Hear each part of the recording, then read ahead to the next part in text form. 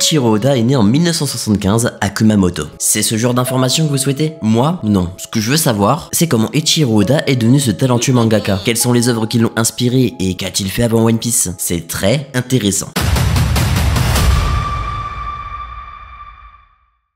Sur l'île de Kyushu, au sud-ouest du Japon, alors qu'il n'est qu'en maternelle, Eiichiro Oda lit le manga Kaibutsukun. Complètement captivé par une planche, il décide de reproduire cette dernière. À seulement 4 ans, il trouvait ça fou qu'un adulte puisse vivre d'une telle passion, celle d'écrire et dessiner un manga. Ce métier est-il réel? En quelque sorte, c'était son One Piece. Pour lui, tout était clair, le meilleur mangaka au monde est celui qui dessine le mieux. C'est de cette idée que la première quête d'Eiichiro Oda voit le jour. Réussir à bien dessiner cette fameuse case du manga Kaibutsukun. Accomplir cette mission, c'est prouver qu'il est capable de devenir mangaka. Ce n'est pas moi qui le dis, mais cet enfant de 4 ans rempli d'espoir. 3 ans plus tard, Oda découvre Ampaman, un manga unique en son genre. En guise de tête, le personnage principal possède un pain fourré aux haricots rouges. Il n'hésite pas à sacrifier des bouts de son visage afin de sauver des personnes affamées. Serait-ce une inspiration de One Piece quand on sait que Luffy est prêt à tout pour nourrir les peuples dans le besoin? Ce n'est pas les seules œuvres qui fascinent le garçon. On peut citer Shiroyuma ou Elmer et le dragon. Mais quelque chose va le marquer davantage. En 1984, il ouvre pour la première fois un Weekly Shonen Jump. L'enfant de 9 ans suit assidûment,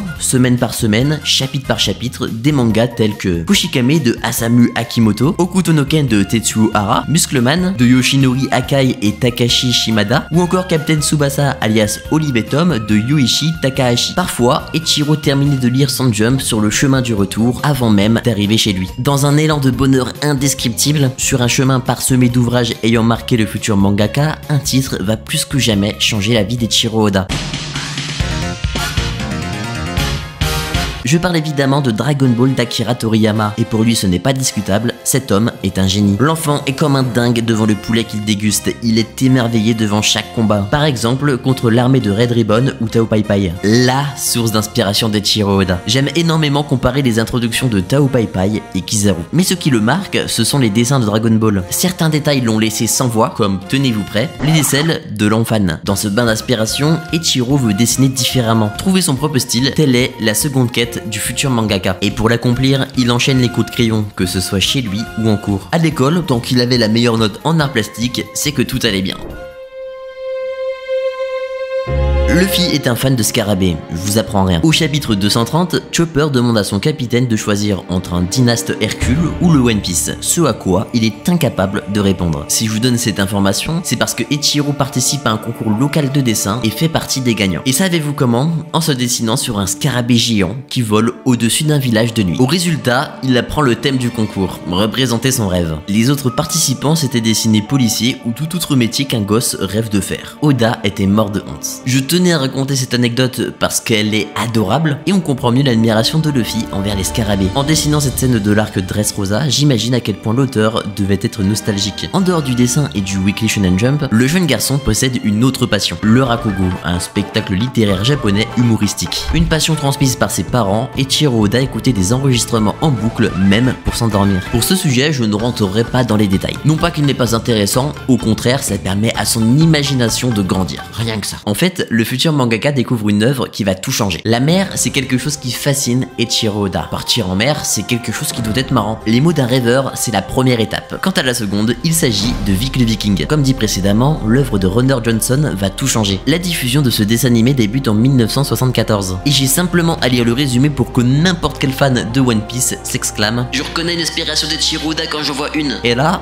on me la fait pas. Je cite, cette série raconte les aventures d'un enfant viking nommé Vic, fils d'Alvar, chef du village de Flack. Il souffre de la peur, mais son imagination fertile lui permet de se sortir de tous les dangers. Il se gratte le nez lorsqu'il cherche une idée et claque des doigts dès qu'il l'a trouvée. Usopp souffre de la peur, Luffy utilise son imagination pour gagner, et Garp, par exemple, met son doigt dans le nez. Vous l'aurez compris, les similitudes sont folles et je suis à ça de faire une vidéo comparative. Depuis le début de cette vidéo, on voit ce qui inspire Eiichiro de Kaibutsukun au Rakugo. One Piece est un manga de pirates et c'est Vic le Viking qui le met sur les rails. C'est le dessin animé préféré du jeune garçon et ce n'est pas pour rien. L'aventure, la mer, les bateaux, les guerriers, un tout qui le fait rêver. En 2016, Eiichiro Oda souligne un passage où Vic dit « Demain, j'irai en mer avec papa ». Un passage qui rappelle Bonnie et Kuma. Rentrons, il pleut. En regardant son dessin animé préféré, puis le symbole du Weekly Shonen Jump, quelque chose le perturbe. Pourquoi n'y a-t-il aucun manga de pirate à l'intérieur d'un magazine qui représente un capitaine pirate? Pourtant, que ce soit Albator ou Cobra, ce thème est bien présent. Cependant, on observe la présence de pirates de l'espace, bien loin d'un pirate et son équipage qui se déplace sur la mer Bleue. Alors qu'il vient de rentrer au collège, Eiichiro Oda a désormais son objectif, créer un manga de pirates. Après avoir commencé à l'intérieur d'un cahier, il vise le prix d'Upstep. C'est un concours mensuel du Weekly Shonen Jump avec comme récompense voir son œuvre publiée dans ce dernier. C'est parfait, c'est tout ce qu'il souhaite. En 1990, du haut de ses 15 ans, Eiichiro Oda envoie son tout premier manga dans l'espoir d'obtenir cette récompense. Il s'agit de Fly Up Boy. Malheureusement, on connaît pas l'histoire. Par contre, on sait que le protagoniste sourit et possède une paire de menottes, un objet qui représente un sujet récurrent dans One Piece, l'esclavagisme. Selon l'équipe du Weekly Shonen Jump, les motivations du méchant étaient floues. Alors en finale, Eiichiro ne gagne pas ce concours. Il n'avait pas fait de storyboard, un élément qui lui était inconnu à cette époque. Mais le garçon avait confiance en lui. La flamme que vient d'allumer l'équipe du Weekly Shonen Jump représente l'espoir. L'espoir qu'un jour, il devienne mangaka. De la confiance, ce n'est pas ce qui lui manque. Atteindre le top 3 des meilleurs mangaka, c'est quelque chose qu'il pense possible. Et ce, facilement. Eiichiro entre au lycée et une nouvelle passion l'accompagne durant cette période, le Jidai Geki. C'est un genre de film qui se déroule à une époque ancienne du Japon, Edo, Sengoku, comme par exemple Rashomon, Sanjuro ou les 7 samouraïs. En voir 3 en une journée n'est pas un problème. Malgré ça, il est un lycéen modèle. Son amour pour les mangas est toujours présent, mais c'est quelque chose qu'il garde pour lui. La raison est simple, à l'époque, c'était mal vu d'être otaku. Sauf qu'un jour, il va dire à un ami qu'il deviendra connu, sans pour autant préciser dans quel domaine. Et ça tombe bien, Eiichiro participe à un second concours, le prix Tezuka. Cette compétition de la Shueisha offre au gagnant la publication de son manga ainsi que 12 000 €. Cette fois, quel thème va-t-il choisir? Un thème que le lycéen apprécie énormément, en particulier grâce à Young Gun, le monde du western. Et c'est à cet instant qu'il réalise quelque chose. Ce qu'Eiichiro Oda doit rendre, c'est un manga de 30 pages environ. Avoir la motivation, c'est bien. Savoir dessiner, ça aide. Avoir trouvé un thème, c'est rassurant. Mais intégrer tout ce qu'il imagine dans un nombre limité de pages, c'est une autre affaire. Il vient de comprendre que savoir dessiner n'est pas suffisant et qu'écrire un scénario est difficile. Après 4 mois de travail acharné, Eiichiro est à 7 pages de finir son manga. 7 pages en seulement 2 jours et pour couronner le tout, un événement freine son avancée. Assis sur le siège passager, il subit un accident de voiture. En sortant de l'hôpital, il ne lui reste plus qu'1 jour pour finir Wanted. C'est le nom de son manga. Eiichiro relève l'impossible et fait abstraction d'une douleur. Malgré cette péripétie, le lycéen conclut sa participation au prix Tezuka. Et quand précédemment j'évoquais une douleur, je ne parle pas d'une égratignure, mais d'une fracture au nez, rien que ça. C'est ce qu'il apprend en sortant de l'hôpital après le rush Wanted. Ce manga, je l'ai lu, voici donc le résumé. Guild Bastard est un délinquant. Chaque crime qu'il perpètre est justifié par la légitime défense. Il demeure néanmoins un homme très recherché avec une prime sur la tête. Un jour,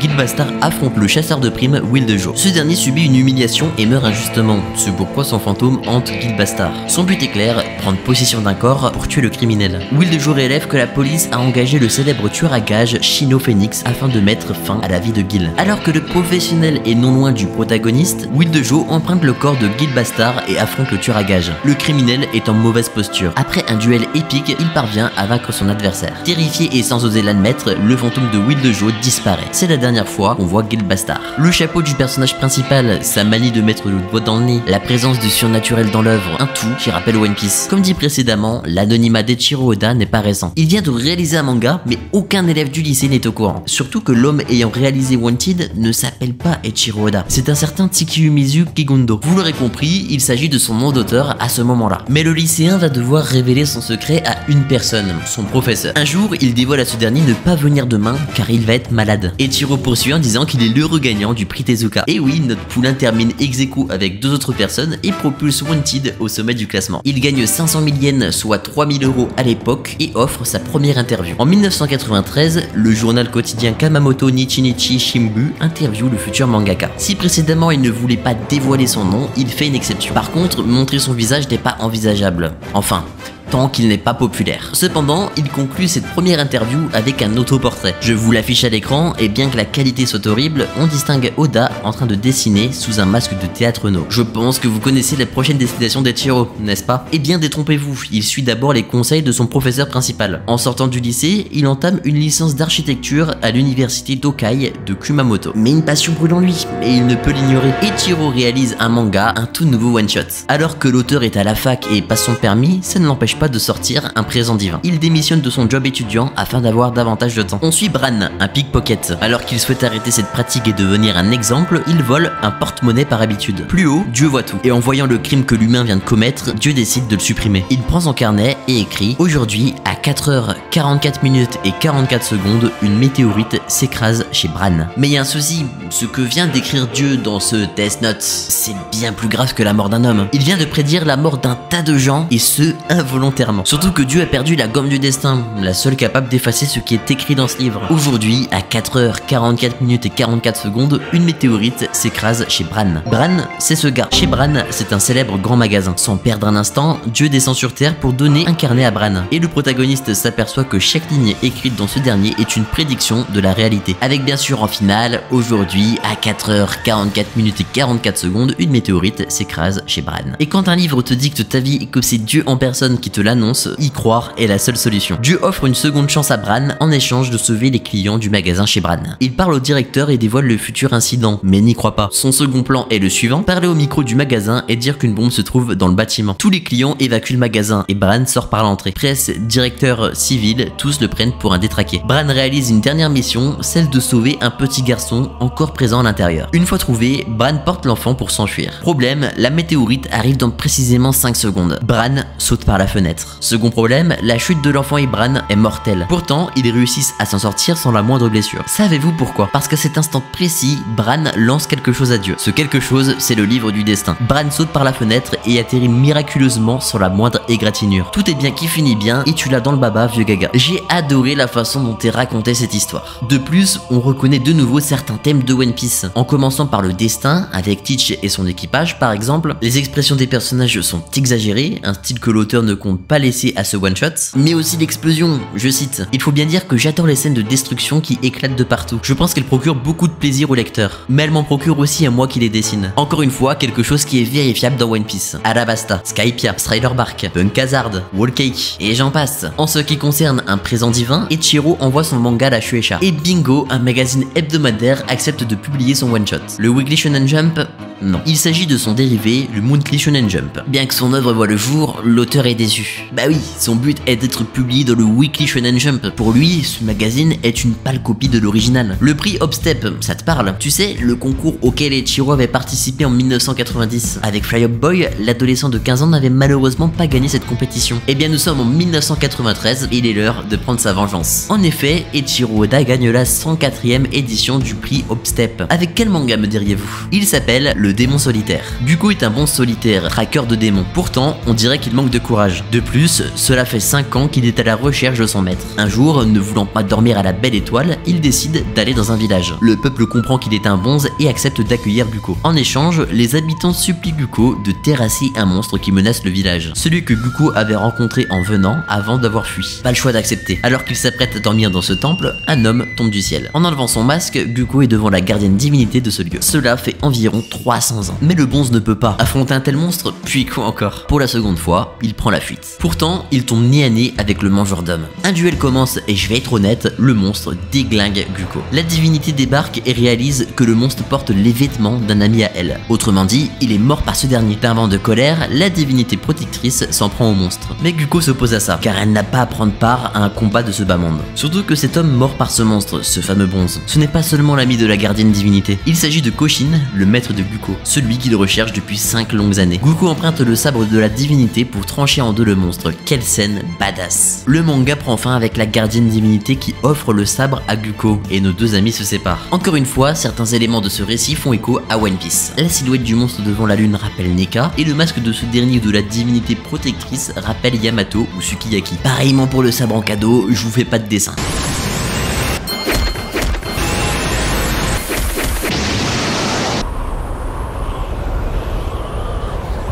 J'aimerais nommer ce chapitre coup de burst. Comme dit précédemment, l'auteur démissionne de son job étudiant afin d'avoir davantage de temps. Gagner la 104e édition du prix Hopstep, c'est ouvrir une nouvelle porte. Avec comme objectif d'être publié dans le Weekly Shonen Jump, Eiichiro décide de travailler avec un responsable éditorial attitré, Kaoru Kushima. Pour commencer, il déménage à la capitale du Japon. Avant de passer à la suite qui est très intéressante, n'hésitez pas à mettre votre petit like et à vous abonner si ce n'est pas déjà fait. Merci à celles et ceux qui le feront. Face aux coulisses du Weekly Shonen Jump, Eiichiro est rapidement conscient que cela ne sera pas une tâche aisée. Le retour de l'éditeur. En format storyboard, l'auteur doit proposer 3 chapitres. Seulement après, le mangaka peut faire partie ou non du Weekly Shonen Jump. Sachant qu'une réunion entre tous les gros poissons du magazine a lieu, c'est à cet instant que la décision finale est prise. Alors comme on dit, y a plus qu'à. Non. Selon Kaoru Kushima, il est encore trop tôt pour Eiichiro Oda. Le mangaka n'est pas prêt. Le conseil est simple, il doit réaliser plusieurs one-shots efficaces. La tension est palpable. Eiichiro comprend qu'il n'est plus l'adolescent qui faisait ses one-shots de son côté. Il sent qu'il passe dans la cour des grands. Le niveau est tout autre. La relation entre Kaoru Kushima et Eiichiro Oda est spéciale.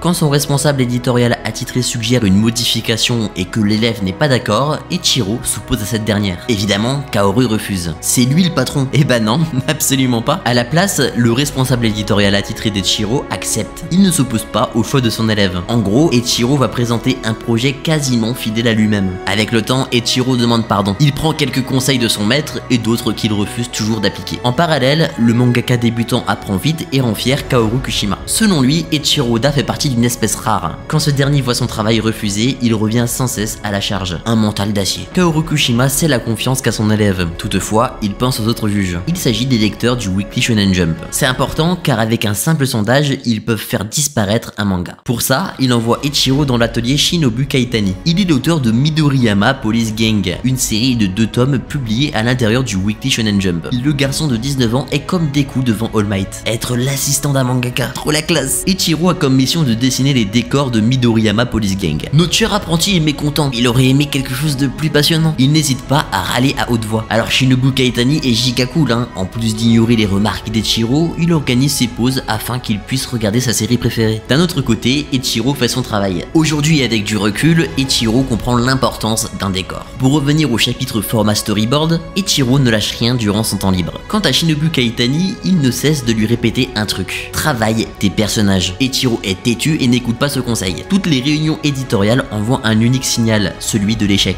Échec, échec, échec. Prochain arrêt, Masaya Tokuhiro. Eiichiro rejoint le studio du créateur de Jungle no Uja Tachan et également Shape Up Ran. Haha, c'est pas facile à dire ça là.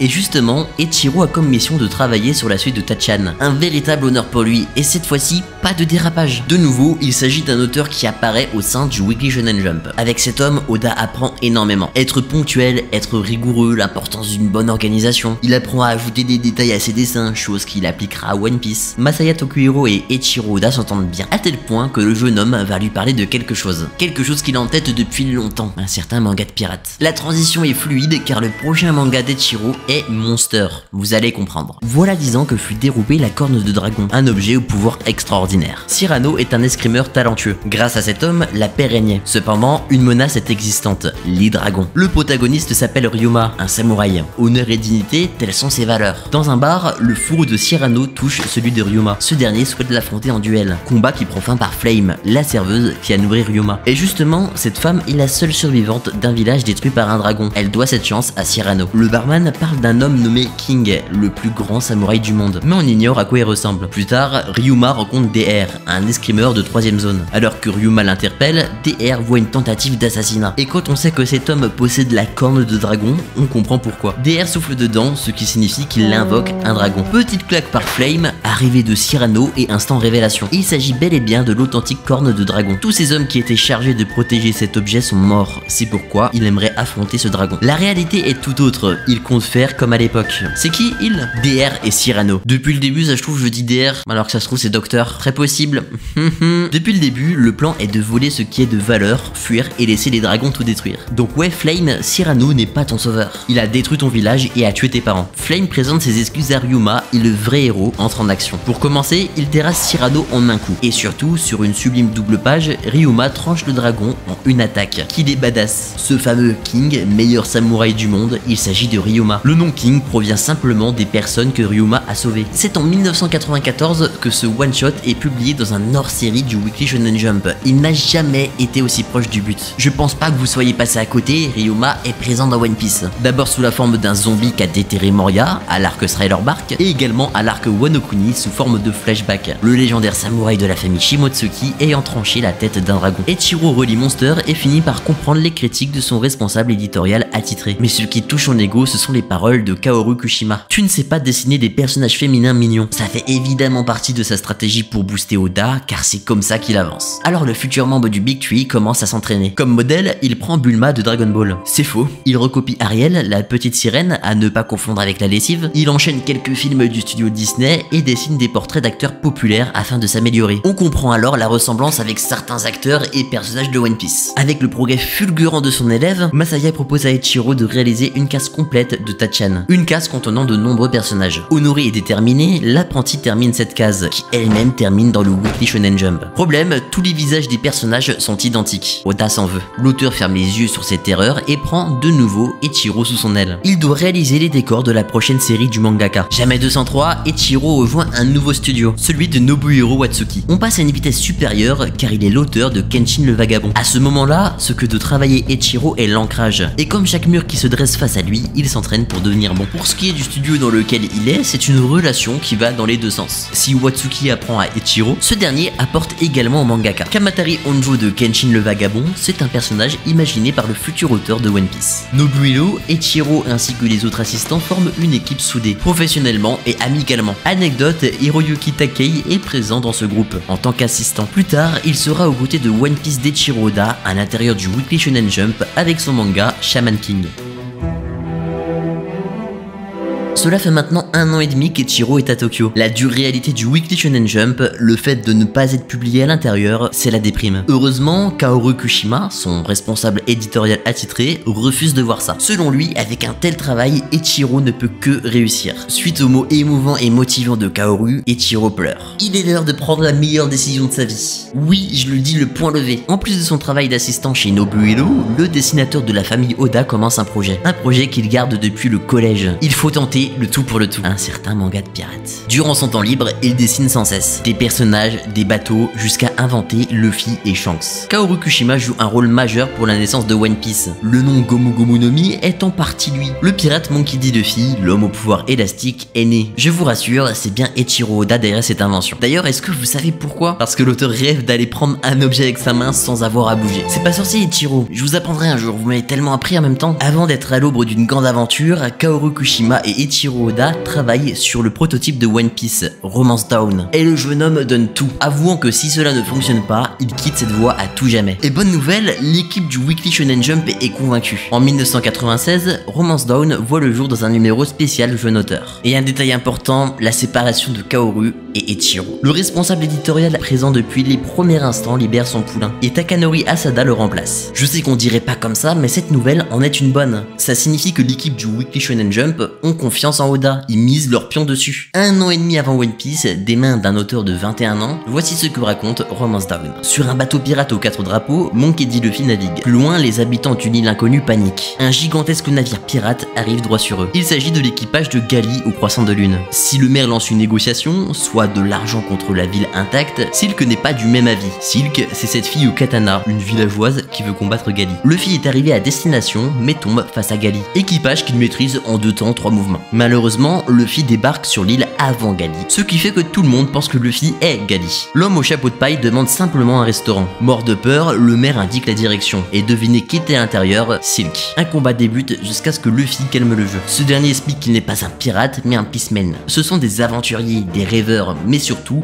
ce sont eux qui combattent Morgania, des pirates qui aiment piller. Luffy a son objectif, recruter des peacemen. Parce que piller n'est pas ce qui l'intéresse, son trésor est sur sa tête, le chapeau de paille de Shanks. C'est alors qu'on voit pour la première fois ce personnage exceptionnel, lors d'un flashback. Shanks et son équipage se moquent de Luffy. L'enfant assure qu'il est capable de monter à bord de son bateau. Évidemment, Shanks refuse, ce passage vous dit peut-être quelque chose, et ce n'est que le début. Luffy mange le Gomu Gomu no Mi et Shanks hallucine. Plus tard, Luffy navigue à bord d'une barque et un requin l'attaque. attaque. Shanks le sauve en sacrifiant son bras gauche et fait fuir le requin d'un simple regard. Luffy pleure sous le choc. Luffy insiste pour naviguer avec Shanks, il refuse de nouveau, mais à la place, Shanks offre son chapeau de paille à Luffy. Il doit lui rendre le jour où il deviendra un pirate. Dans le présent, Silk révèle qu'elle est l'enfant abandonné d'un pirate. En résumé, Gali bat Luffy est jeté à la mer puis sauvé par Silk. Finalement, Luffy vainc Gali et à la fin de l'histoire, Luffy adulte apparaît en tant que capitaine pirate avec son équipage dont Silk et Gali font partie. Beaucoup de scènes sont similaires à One Piece, tandis que d'autres changent un élément. Par exemple, le requin remplace le monstre marin. Shanks et une partie de son équipage sont dévoilés dans ce One Piece. Également, certaines idées sont réutilisées. Le coup final de Luffy et l'attaque ultime donnée à Arlong, le bateau coupé en deux à la Mihawk, l'équipage au croissant de lune et Mikazuki, capitaine pirate qui porte un croissant de lune, tout comme son nom qui signifie la même chose. Bref, on a plus nos repères quoi. Voilà, ça c'était pour le premier jet. Je vous explique. L'équipe éditoriale du Weekly Shonen Jump contacte Eiichiro Oda. Une partie du magazine est complètement vide. S'il arrive à pondre un one-shot de 45 pages en 2 semaines, il réussit son rêve, être publié dans le Weekly Shonen Jump. Pas de temps à perdre, il demande des vacances à Watsuki et s'y met. Mission Romance Town 2.0. Le même point de départ avec une histoire différente. Attention, ça risque de vous surprendre. Aussi, ce one-shot existe en anime. Il s'agit de l'épisode 907 sorti en 2019. Bref, résumé. Monkey D. Luffy est un jeune pirate qui prend la mer pour la première fois. L'utilisateur du Gomu Gomu no Mi est dans une barque et un oiseau géant blessé lui tombe dessus. En parallèle, un immense bateau pirate s'approche d'eux. Le capitaine de ce dernier demande à Luffy de lui livrer Balloon, l'oiseau blessé. Sur ce navire, Luffy rencontre et libère Anne. Le capitaine Spiel remercie Luffy et il critique son physique, un peu comme Alvida. C'est ainsi que le protagoniste de l'histoire rejoint Anne en prison. Anne dévoile que Balloon est son meilleur ami. Ceux qui pillent, ravagent et commettent des méfaits sont appelés Morgania. Quant à Luffy, il dit être à la recherche des Beansmen. Ce sont des hommes qui combattent Morgania tout en poursuivant leurs rêves. On compte parmi eux le grand-père de Luffy, Garp. Enfin, il n'avait pas de nom à cette époque. Auparavant, Garp avait trouvé le Gomu Gomu no Mi en pillant un navire. Luffy le mange sans hésiter. C'est ainsi qu'il perd la capacité de nager et devient l'utilisateur du Gomu Gomu no Mi. Au passage, le chapeau de paille de Luffy appartient à Garp, c'est son trésor. Pour Anne et Luffy, il est l'heure de fuir de cette prison. Luffy utilise son pouvoir pour prendre la clé et partir. Anne libère Balloon. Enfin, c'est ce que laisse croire Spiel avant de lui tirer dessus. Luffy tombe nez à nez avec Spiel et un affrontement débute. Étape 1, renvoyer les balles à l'expéditeur. Étape 2, résister au marteau de Spiel. Étape 3, mettre KO Spiel avec un bon gros coup de poing. Cela ne suffit pas, malgré la victoire de Luffy, Spiel abandonne son bateau et le fait exploser. Ce qui l'intéresse par-dessus tout, c'est l'oiseau. Anne sauve Luffy à son tour, parce que oui, le Gomu Gomu no Mi et nager, ça ne va pas ensemble. Anne pleure et perd espoir, et Luffy lui dit de garder espoir. D'une motivation sans faille, Luffy prend de l'élan et rejoint Spiel dans les airs. Petit coup de grâce et Anne retrouve son meilleur ami. Quelques années plus tard, Luffy au chapeau de paille est devenu un fier pirate dont le nom retentissait sur les mers. Malheureusement, ce one-shot n'a pas eu autant de succès que le premier. Alors ça y est, Eiichiro a réalisé son objectif. L'auteur est présent à l'intérieur d'un Weekly Shonen Jump. Sur la couverture du volume 41, Luffy sourit à son public. Un public qui apprécie le travail d'Oda. Mais il reste une dernière étape à franchir. Convaincre le boss du Jump que One Piece doit être une histoire qui apparaît chaque semaine. Ce n'est pas une mince affaire, il est exigeant. Surtout depuis la fin du manga Dragon Ball l'année précédente. Je vais vous donner son nom parce qu'il représente un sacré barrage pour Eiichiro Oda. Kazuhiko Torishima. Selon lui, il est impossible qu'un simple manga de pirate reprenne le flambeau. Il ajoute que le pouvoir de Luffy n'est pas suffisant pour en faire un grand héros. Eiichiro ne lâche rien et réalise les 3 storyboards que chaque mangaka doit proposer pour espérer être dans le Weekly Shonen Jump. Et enfin, c'est qu'un tas de refus. Refusé, refusé et encore refusé. Son responsable éditorial attitré se met en colère et enchaîne les soirées avec certains gros poissons du Weekly Shonen Jump dans l'espoir qu'ils ouvrent enfin les yeux sur le potentiel qu'a One Piece. Eiichiro Oda, son mental d'acier et son forcing légendaire, ça finit par payer. Kazuhiko en a marre de voir Eiichiro tenter sans arrêt. Parce que oui, ça entraîne une réunion pour chaque tentative. C'est comme ça qu'il donne sa chance à One Piece. Selon lui, une série qui fait débat a le potentiel de réussir. Eiichiro lui demande une chose, si One Piece devient populaire, il doit admettre son erreur. Il est l'heure pour Eiichiro de mettre tout au propre, afin de donner les storyboards de One Piece. Son cerveau fuse, et vous connaissez le résultat. Eiichiro Oda choisit de soigner ses flashbacks et d'enrichir son lore avec divers mystères. Selon ses dires, c'est ce qu'il fallait pour pas faire pareil qu'Akira Toriyama, l'auteur de Dragon Ball. Après tout, Dragon Ball c'est tout ce qu'il aime, alors il fallait bien prendre un autre chemin. Après cette longue bataille, le premier chapitre de One Piece sort le 4 août 1997. Chapitre qui termine 4ème de l'enquête de popularité hebdomadaire. 2 semaines plus tard, One Piece surpasse face Kenshin le vagabond. En effet, avec l'apparition de Roronoa Zoro, One Piece est au sommet du classement. L'année d'après, en 1998, One Piece est stable et conserve sa première place. À la fête du Nouvel An organisée par la Shueisha, il retrouve le patron du Weekly Shonen Jump. Ichiro lui rappelle une certaine promesse. Kazuhiko s'exclame « D'accord, tu as gagné Oda. Tu es content? Quel plaisir !» Et en effet, Ichiro Oda a gagné. Actuellement, il réalise son rêve. Ce n'est pas simple, il sacrifie des heures de sommeil, mais ça y est, il publie son manga au sein du Weekly Shonen Jump et en fait son métier. Il est aujourd'hui le manga le plus vendu au monde. Il reste tellement à dire sur Eiichiro Oda et One Piece, j'en suis conscient. Je voulais condenser son histoire professionnelle sans entrer dans les détails personnels. Le commencement, les œuvres qui l'ont inspiré, ce qu'il a fait avant One Piece et comment il s'en est sorti, c'est ce que je voulais vous raconter. Je trouve que c'est une personne extrêmement inspirante. Avant qu'on lise son shonen, il incarnait déjà ce genre. Durant toutes ces années, Eiichiro n'a rien lâché et le résultat donne le sourire. Merci d'avoir visionné cette vidéo jusqu'ici, passez une très bonne soirée. C'était Kichi, j'ai que ça qu'à dire. Ciao.